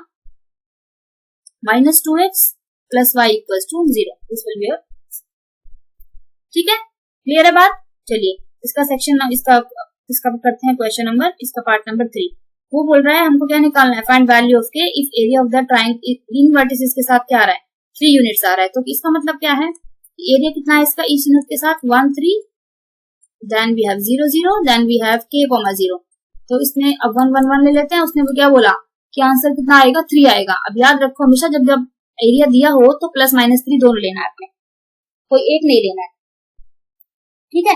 अब इसको सिंप्लीफाई कर लीजिए फिर से, इसको इधर ले जाओगे तो कितना कितना देगा ये 1 3 1 0 0 1 k 0 1 and this will give me value as plus minus 6, ठीक है। जब आप इसको सिंप्लीफाई करेंगे तो कितना आएगा आपके पास आएगा ये 1 ऑफ 0 हो जाएगा, फिर माइनस 3 के साथ करेंगे तो माइनस k आएगा सिर्फ, और प्लस 1 के साथ करेंगे फिर से 0 आ जाएगा और आंसर आ जाएगा इधर से प्लस माइनस 6। और देखो k का वैल्यू इजी सा है 3k is equal two plus minus 6, तो k का वैल्यू आपके पास आ जाएगा यहाँ से प्लस माइनस 2। बात समझ में आ रही है, ये इजी सा क्वेश्चन है। Find value of k when these 3 are collinear. Collinear कब होता है, जब उनका एरिया क्या हो जाए 0 होता है। तो फिर से k के वैल्यू निकालना है 1/2 of 2k 0 minus 3 of minus 1 4 and this is 1 1 1, इसे पुट करिए 0 और k का वैल्यू यहाँ से आपका आ जाएगा, ठीक है। Again this is very simple and straight forward question. बढ़ते हैं क्वेश्चन नंबर 37 की तरफ। ये क्वेश्चन थोड़ा सा टफ है, टफ नहीं है, थोड़ा सा बड़ा है, आपको पढ़ने में टाइम लगेगा।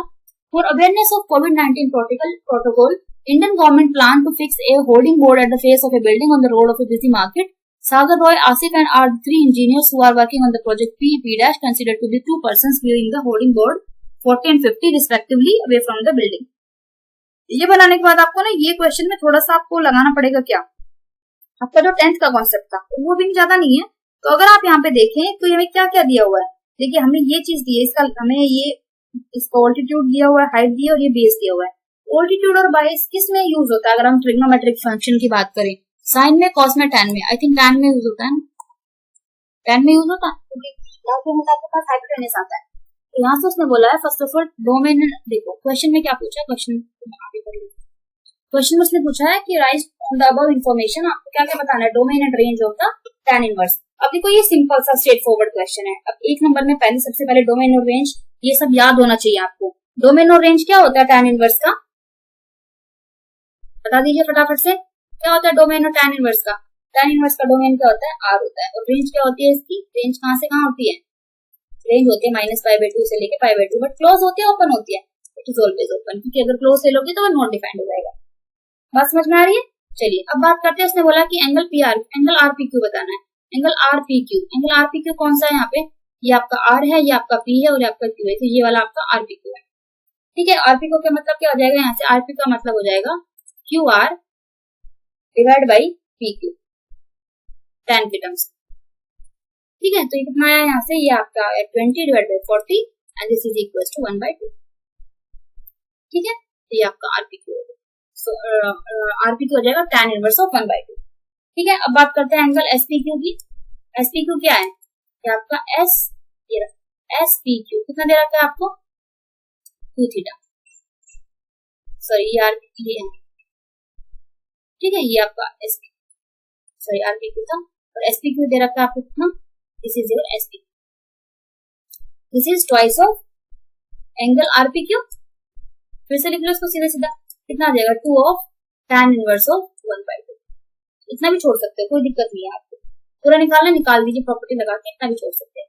और फिर एंगल कितना टीपीक्यू कितना दिया है, thrice of angle RPQ, that is equals to thrice of tan inverse of 1/2, this will be your answer. अब यहाँ पे ना अगर आप खोलना चाहें इसको तो आप प्रॉपर्टी लगा के खोल सकते हैं, यहाँ पे लगेगी वैल्यू इसकी प्रॉपर्टी टैन इनवर्स एक्स की 2x की, और यहाँ पे टैन इनवर्स 3x। बात समझ में आ रही है, सिंपल है, कोई दिक्कत वाली बात नहीं। अब बात करते हैं question number 38, last question of this and my final request again, अच्छा लग रहा है तो वीडियो को लाइक करते चाहिए और चलिए, और please subscribe the channel and share with your friends. ऐसा नहीं है कि आपके फ्रेंड्स नहीं है, आप जानते हैं किसी 10th के बच्चे को, 12th के बच्चों को बहुत सारे लोग होते हैं, उनको सबको बोलिए कि आप यहाँ से पढ़ सकते हैं और चीजों को थोड़ा समझ सकते हैं बेटर वे में। चलिए, a doctor is to visit a patient from past experience. It is known that the probability is he will come by train or bus or scooter by other mean तो ये आपके पास probability उसने दी है। किस किस की दी है लिख लेते हैं जरा। ट्रेन की दी है और बस की दी है, डॉक्टर अगर आता है, और स्कूटर की दी है, और भाई अदर भी दी है, अदर भी कुछ है, लेकिन अदर की ना आंसर नहीं दिया। ट्रेन से आ रहा है तो कितना ले रहा है 3/10 ले रहा है, बस से आ रहा है तो 1/5 ले रहा है, स्कूटर से आ रहा है तो 1/10 ले रहा है, और अदर से आ रहा है तो 2/5 ले रहा है। अब प्रोबेबिलिटी लेट होने की क्या है, प्रोबेबिलिटी लेट होने की है अगर ट्रेन से आते हैं तो 1/4 लेते हैं, और ये है लेट होने की प्रोबेबिलिटी। तो स्कूटर से आते हैं तो 12 है, और भाई अदर आते हैं तो he will never be late, never late. ठीक है, अब उसने बोला कि इसके इंफॉर्मेशन के हिसाब से आपको क्या बनाना है, probability that he is late. He is late का मतलब, ही इज लेट का मतलब क्या होगा, ही इज लेट का मतलब हुआ कि ट्रेन वाले, तो सिर्फ आपको क्या निकालना, टोटल प्रोबेबिलिटी निकालनी, मतलब 3/10 into 1/4 plus 1/5 into 1/3 plus 1/10 into 1/12 plus 2/5 into कितना हो जाएगा यहाँ पे 0 हो जाएगा, क्योंकि इसकी नहीं है ना, कभी लेट नहीं होता, तो ये कितना हो जाएगा 0। ठीक है, इसको सिंप्लीफाई कर लीजिए, कितना आएगा आपके पास 3/40 plus 1/15 plus 1 कितना 120, so this will give me how much 9 plus 8 plus 1 that is equals to 120 and the answer will be here 18 divided by 120. This will be the answer. बात समझ में आ रही है, क्लियर है, बहुत इजी सा सिंपल सा क्वेश्चन है। अब नेक्स्ट वाला इसने आपसे पूछा है स्कूटर से निकालनी है, तो स्कूटर की क्या हो जाएगी, देख लीजिए। फेवरेबल कितना है, फेवरेबल हमारा ये वाला है स्कूटर का 1/20 और टोटल कितना था 8/20, तो कितना जाएगा 1/120 और नीचे कितना था 18/120, सो यू विल कैंसिल आउट, क्या जाएगा 1/18। पहले भी किया था हमने पिछले वाले मॉक टेस्ट पेपर में, फेवरेबल वहां पे पहले टोटल निकालना, फिर फेवरेबल देख लो। अब आगे भी थोड़ा सा भी हो रहा है क्वेश्चन, तो वो बोल रहा है नीचे find the probability he comes late given that he comes by other.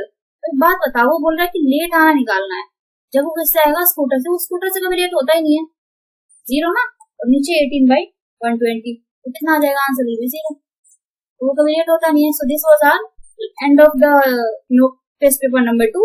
So if you like the video, अच्छा लगा है, समझ में आई चीजें, थोड़ी बेहतर हुई है पिछले वाले पेपर से, कि हाँ अब हम ये क्वेश्चन देख के कर सकते हैं मैडम, आपका देखने की जरूरत नहीं है, तो सब्सक्राइब करिए चैनल को और वीडियो को लाइक करके चलिए, कमेंट कर जरूर कर दीजिएगा कि आपने किस टाइम पे देखा है और कितना सेक्शन आपने किया है, कितना समझ में आया, और जो जो आंसर्स पूछे हैं प्लीज डू दैट। ठीक है, so till then we now you keep practicing. अब मिलेंगे हम पेपर नंबर 3 के साथ बहुत जल्द, और जरूर मिलेंगे, और फटाफट से आप करते चलिए, बस मैं आपके साथ हूँ और आप मेरे साथ हैं, साथ में रहेंगे, सारी चीजें बेहतर होंगी और पढ़ते रहेंगे ध्यान से। Till then keep practicing and